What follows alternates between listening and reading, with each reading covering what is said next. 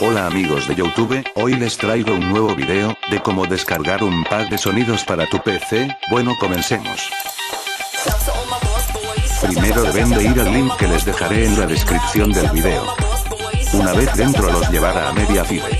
Luego le dan a download, y se les descargará automáticamente.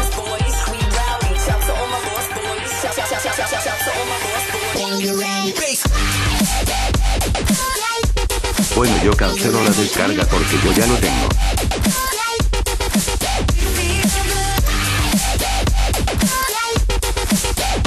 Bueno, buscan donde se descargó y les quedará un archivo RAR así.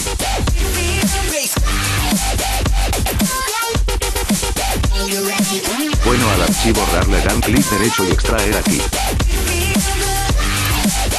Bueno, una vez extraído les dejará una carpeta así. Abren la carpeta con un doble clic. Y bueno, ahí están todos los sonidos que yo uso en mis vídeos y más. Bueno, les daré unos ejemplos.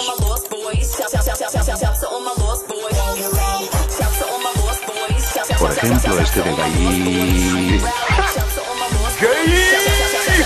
Y también el de Surprise Motherfucker. Y apúntele bien. ¡Apúntele bien!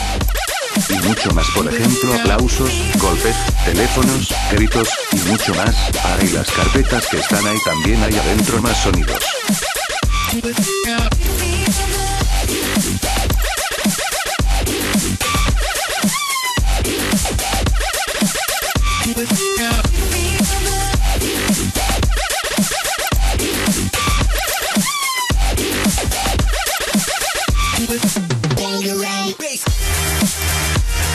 Y nada, eso ha sido todo, espero les haya gustado. Ya sabes que me puedes dejar tu like y tu comentario y favorito, y también suscríbete para poder subir más vídeos porque ya somos más de 72 suscriptores, gracias a ustedes. Y nada, lo dicho, espero les haya gustado y hasta la próxima, adiós.